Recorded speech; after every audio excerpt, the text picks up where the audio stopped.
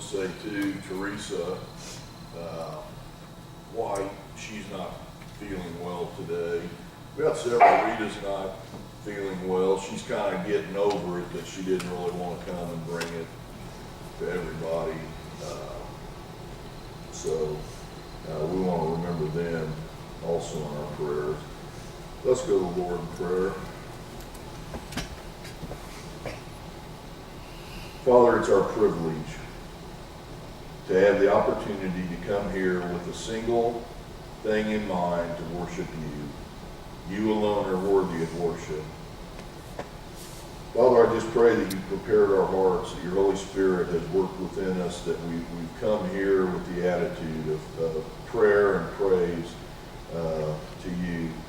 Be with us now, Lord, as we open your word. May the richness of Scripture speak to our hearts. In Jesus' name, amen. This is like looking out at a group of Indian people with their things on. Is it too cold? I mean, I can turn it off for now. No? Okay. Just bundle up. Along with the wraps, I'm going to start putting stocking caps out so that you can wear those too. Sissies. But anyway, what are we going to talk about today? Well, I don't know why. Maybe this coming week is ice cream week. Maybe this last week was psych week. Because I got, I don't know how many articles sent to me about psychology relating to toxic people. And I thought, well, that's kind of interesting. And the premise of most of them was they delineated 7 to 10 what they determined toxic traits in people. And the gist of almost all of them was avoidance. How to avoid relationships and dealing with toxic people, if you will. The thing is, I know this and you know this, you'll never be able to avoid toxic people because they're everywhere. Sometimes it might be us, but there's no real way of avoidance, whether that's the modern emphasis or not.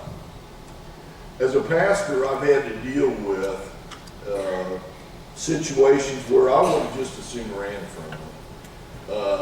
But I don't have that option. It's kind of like the old buck stops here thing. And but as long as you're doing it through this, as long as you're doing the right thing as God dictates, then hard or not hard, whatever it is, you're doing the right thing.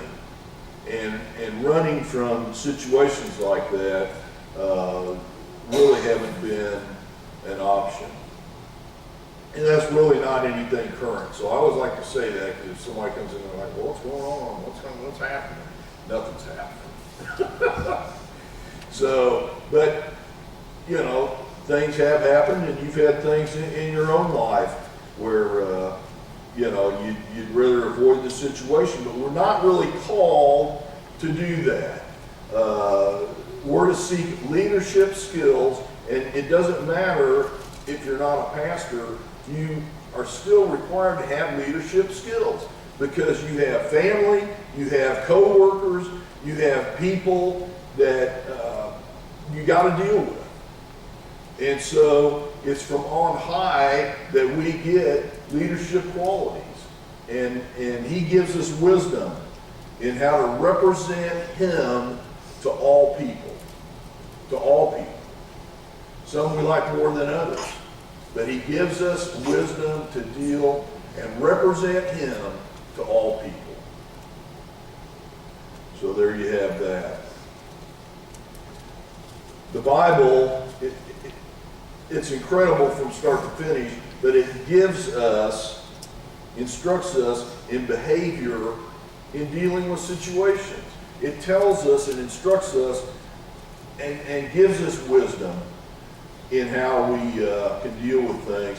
I want to look at a few, not all 10, but just a few, maybe to give us some insights. But first I want to talk. Did you hear about so-and-so? Did you hear about that? Did you hear what's kind of going on with them?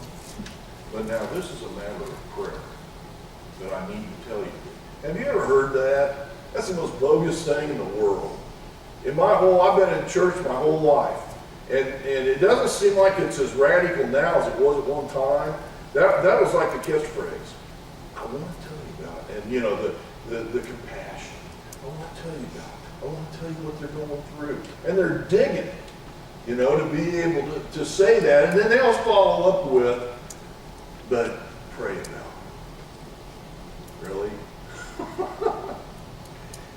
Because there's something within us. How many of you have ever gossiped? Yeah, let's be honest. Because we're going to talk about not being honest next. No, I'm just kidding.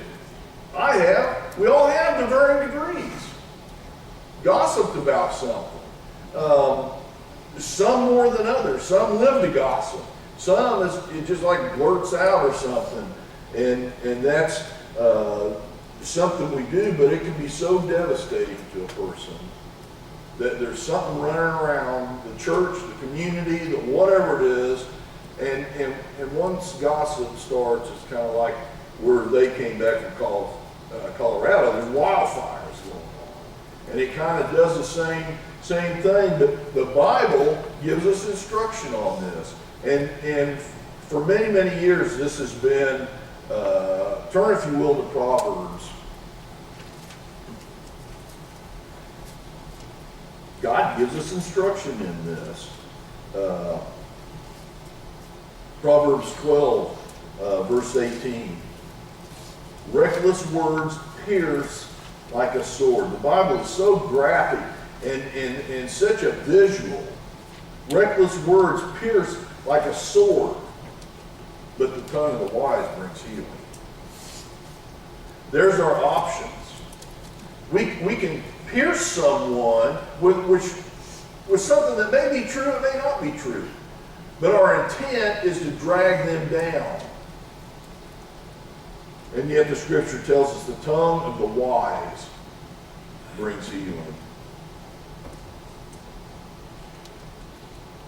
This is kind of one of my catchphrases, if you will, still in the book of Proverbs. Turn to chapter 26. And if you've ever seen a wildfire, I know you have on TV, it just keeps going and going, and it burns up everything in its path. 26 verses 20 and 21 says this: without wood, the fire goes out. Without gossip, a quarrel dies down.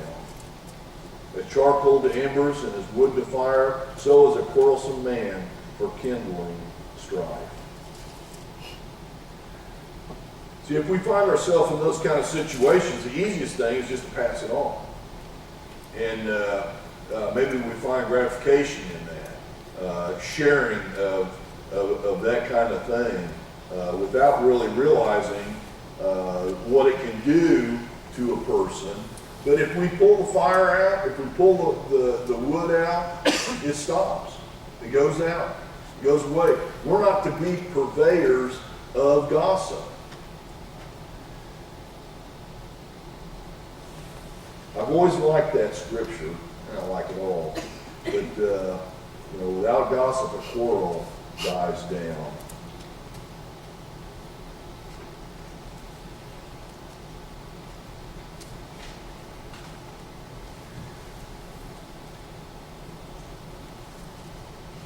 The other one I want to look at was envy and jealousy. Envy, Brad's got something, I want it, so I'm going to be envious about it. Or jealousy,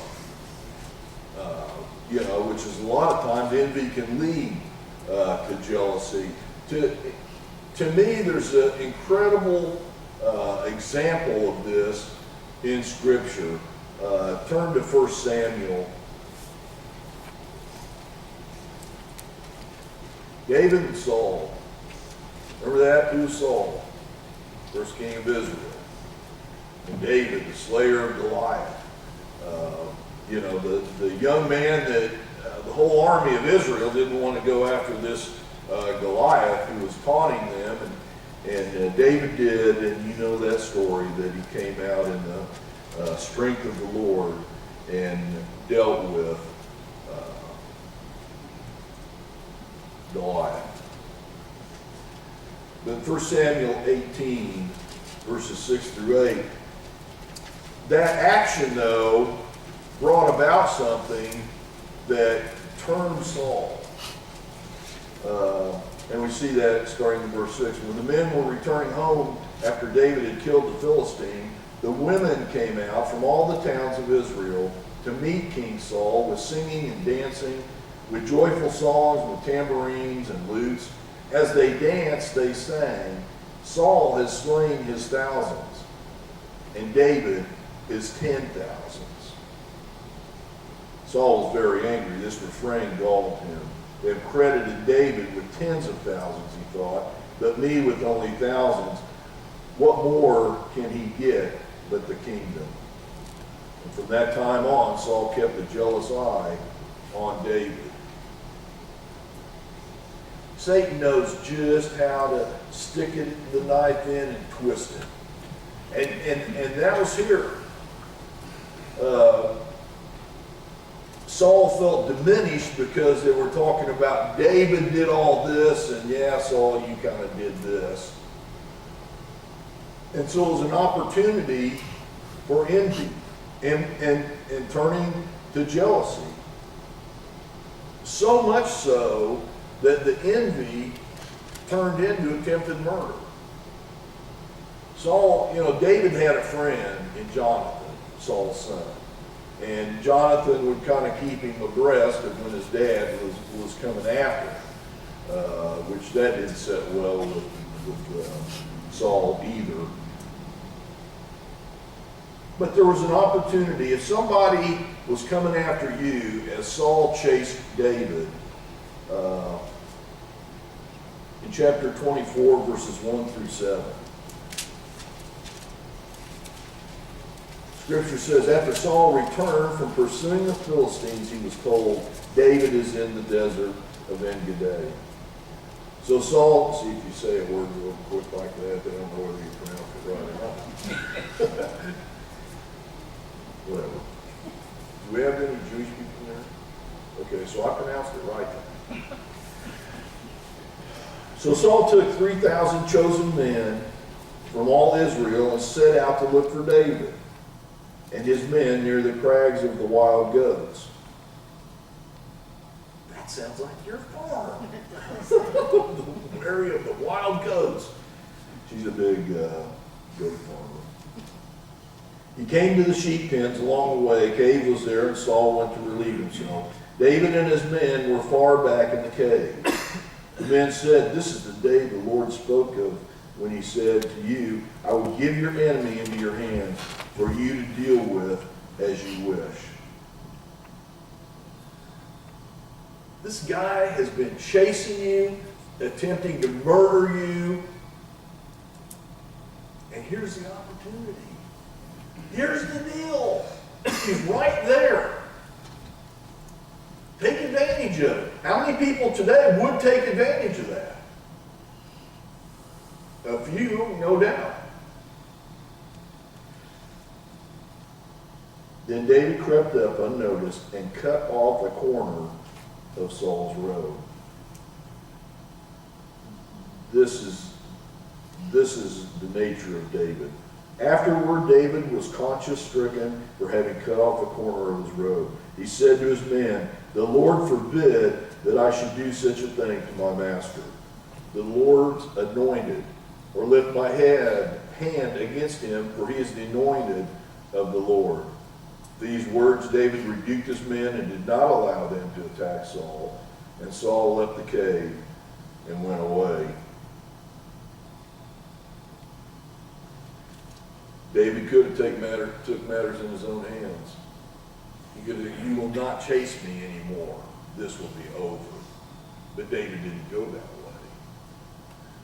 And it's a testimony to David being sensitive to the Lord. The scripture teaches us, not as the world looks. The world would say, well, you knucklehead, there you go. He was right there. Could have got away with the problem. Took him out.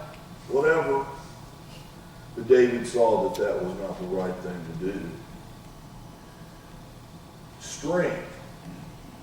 Real strength means coming to the aid of those that are weak.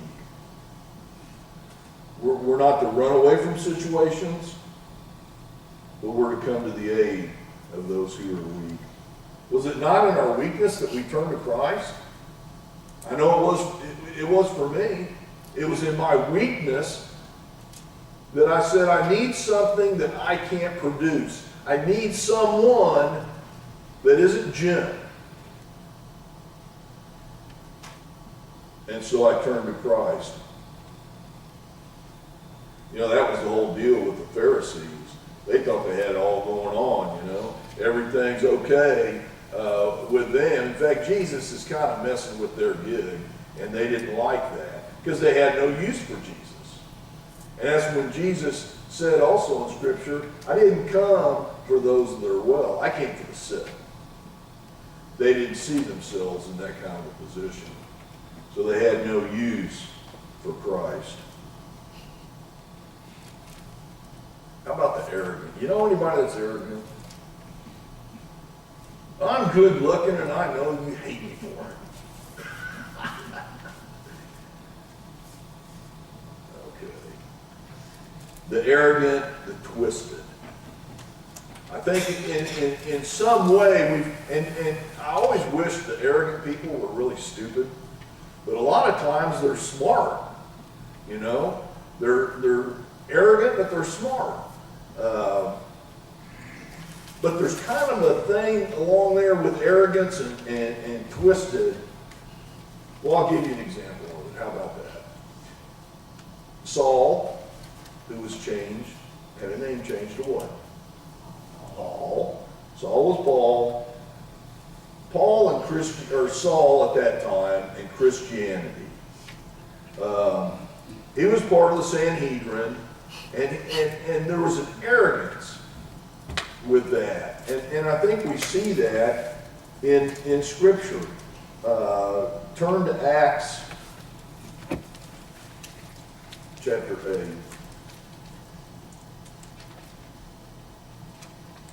Paul was a bad man. Saul was a bad man. Well, how bad was he? I don't know. Let's see. He was involved in the stoning of Stephen. Remember, he said, I'll hold your coats while you throw rocks at him and kill him. But in chapter 8, Saul was there giving approval to his death, the death of Stephen. On that day, a great persecution broke out against the church at Jerusalem. And all except the apostles were scattered throughout Judea and Samaria. Godly men buried Stephen and mourned deeply for him. But get this, but Saul began to destroy the church. Going from house to house, he dragged off men and women and put them in prison. All along, he thought he was doing God's will. He thought he was doing the mission of God by attacking those that were in Christianity, those followers of Christ.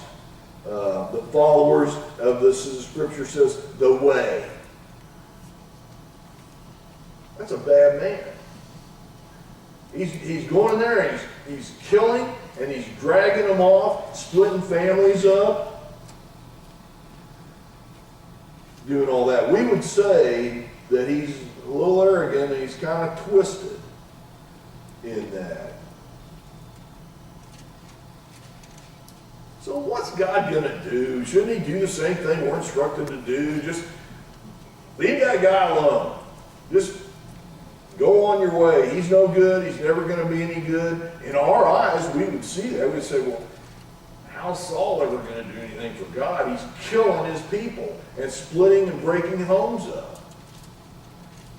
What are you going to do with that guy?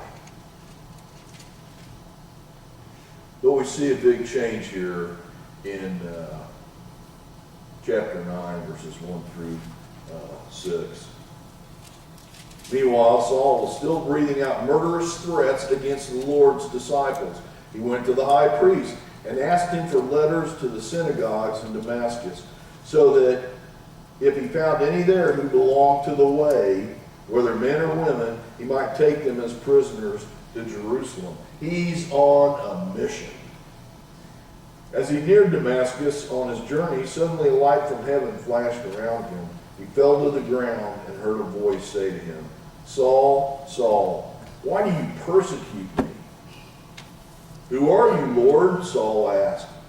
I am Jesus, whom you are persecuting, he replied. Now get up and go into the city, and you will be told what you must do.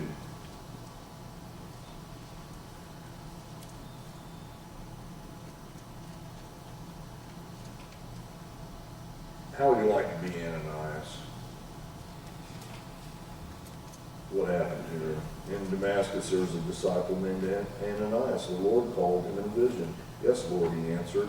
The Lord told him, go to the house of Judas on Straight Street and ask for a man from Tarsus named Saul, for he is praying. In a vision he had seen a man named Ananias come and place his hands on him to restore his sight.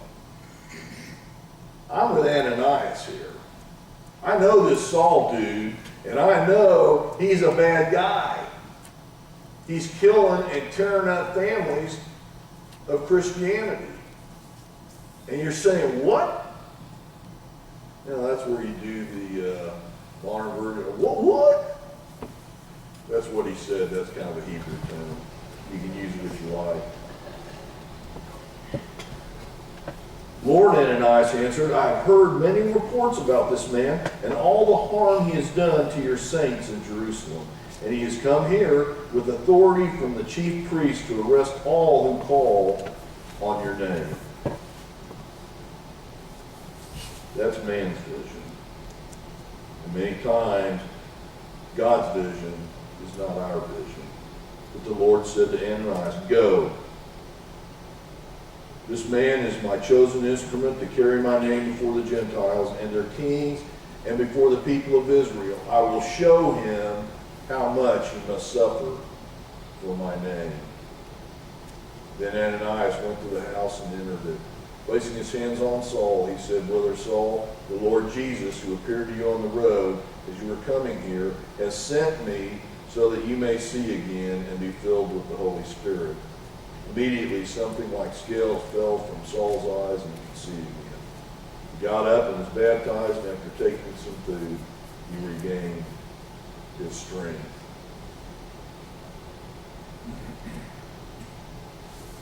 Now, don't misunderstand what I'm about to say, because if I decide I'm not going to do what God wants me to do, he'll find somebody else. See, that's always the thing. If we don't do what he's asking us to do, his will not be thwarted. Hey, this is just a little intro. I'm gone next week, but after that we're going to talk about the book of Jonah. Now there's a guy that thought he could thwart God's plan. How did it work out for him? Hello, so this is what the belly of the whale looks like. So God's plan is going to go on, but if you just look at it at one level, what if God would have just said, I'm leaving Saul alone. He's a bad man, and he's not good for the kingdom of my kingdom. How much of the Bible would we take out of the New Testament if Saul didn't do what he did? A lot of it. A good portion of Acts, the letters that he wrote, Galatians, Philippians, Colossians, Timothy, 1st and 2nd Timothy, blah, blah, blah. God didn't say it's going to be a cakewalk. But he said, I'll show him how much you must suffer for my name. This guy that I really think if most of us had been in that situation, we would have said, there's no way.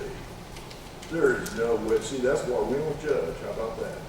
Because we don't know that the worst of the worst, God may say, I got a plan for that person. And he did with Saul, later to become Paul. But there is instruction for us regarding the godless. In 2 Timothy,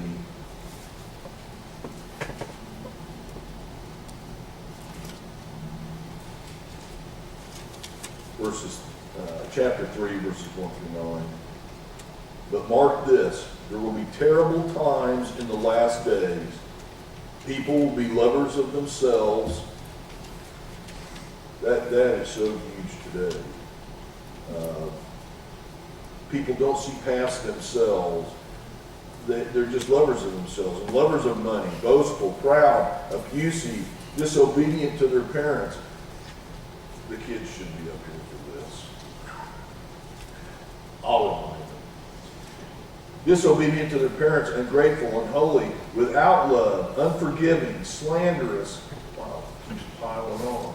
Without self-control, brutal, not lovers of the good, treacherous, rash, conceited, lovers of pleasure rather than lovers of God, having a form of godliness but denying its power, have nothing to do with them. Now this is one that you get to walk away from.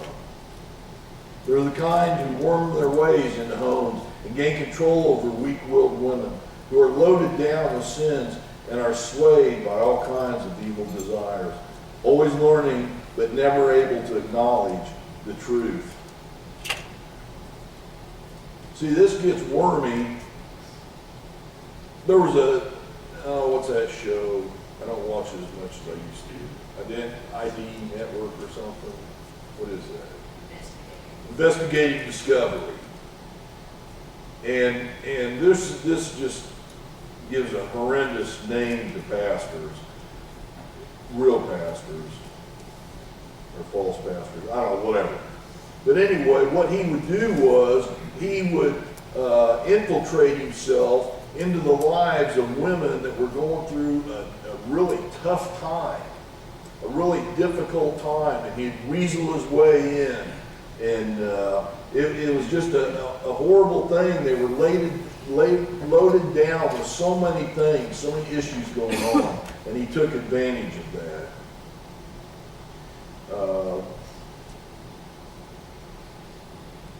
But then the scripture says, so also these men oppose the truth, men of depraved minds, who are, as far as the faith is concerned, are rejected.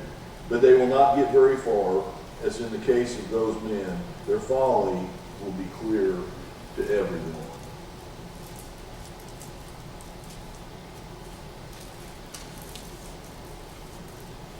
I think there are those that are really unable to be reached. They come to a point, well, let's look at that point, and we'll finish up with this. 2 Thessalonians chapter 2, verses 9 through 12.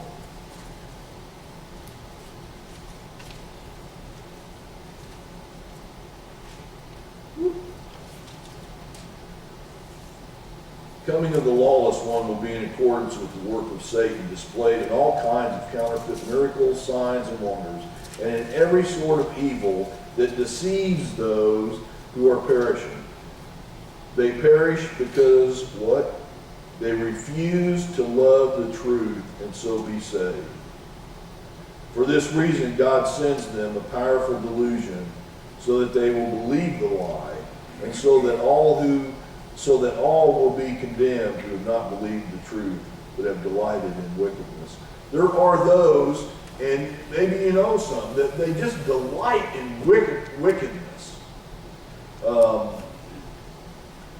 If you say this is the right thing, They're going to do the opposite because they live to do unrighteous things and wicked things. And this is a scary passage because God's saying, you know what? At some time, I'm going to give you over to what you want. That's it. What time that is, I don't know. That's not for me to make the call. But the Scripture's clear. At some time, you're going to refuse me, and I'm just going to say, fine. You get what you get. And they believe the lie.